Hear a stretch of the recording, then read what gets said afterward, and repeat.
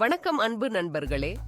இன்று நான் உங்களுக்கு திருக்குறளின் அந்தணர் என்போர் அறவோர்மர் ரெவ்வுயிர்க்கும் செந்தன்மை பூண்டொழுகலான் என்ற பாடலால் ஈர்க்கப்பட்ட ஒரு சுவாரஸ்யமான கதையை சொல்லப் போகிறேன். இதன் அர்த்தம், அந்தணர்கள் என்றால் அறம் கடைபிடிக்கும் அறிஞர்கள். அவர்கள் எல்லா உயிர்களிடமும் கருணையுடன் நடந்து கொள்ள வேண்டும் என்று சொல்கிறது. இது பெரியவர்களுக்கு ஏற்ற சஸ்பென்ஸ் நிறைந்த கதை. பயம் இல்லாதது. முடிவில் ஒரு நல்ல பாடத்தோட இருக்கும். சிறிய ஊர் ஒன்றில் கோவிலுக்கு அருகில் ஒரு பழமையான வீடு இருந்தது. அங்கு வாழ்ந்தவர் பெரியவர் ராமசாமி, ஒரு அறிஞர் மற்றும் அந்தணர் குலத்தவர்.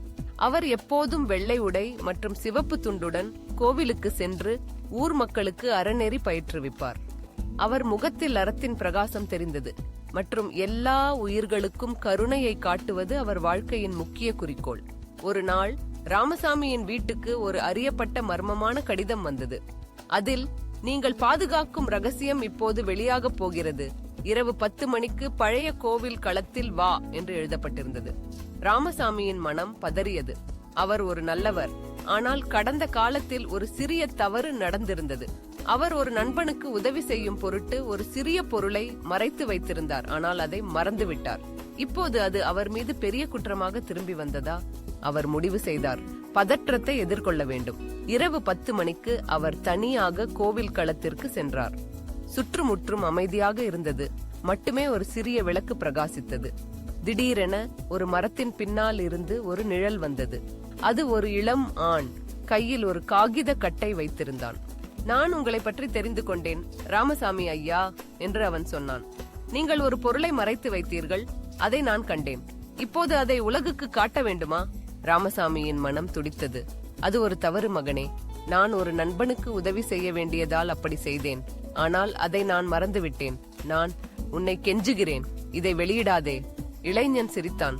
ஆனால் அது ஒரு சோகமான சிரிப்பு. நான் உங்களை அழிக்க வந்தவன் இல்லை ஐயா. நான் உங்கள் சீடன், உங்கள் பாடங்களை கற்றவன். இந்த பொருளை நான் கண்டேன். ஆனால் உங்கள் நற்குணத்தை பார்த்து அதை திரும்ப கொடுக்கிறேன். ஆனால் உலகுக்கு ஒரு பாடம், எப்போதும் நேர்மையாக இரு.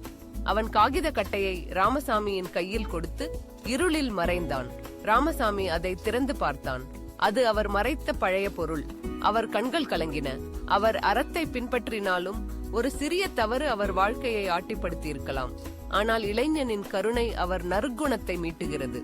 இந்த கதை சொல்லுகிறது, அறம் பின்பற்றுபவர்கள் எல்லா உயிர்களுக்கும் கருணையை காட்டினால் அது அவர்களை காப்பாற்றும்.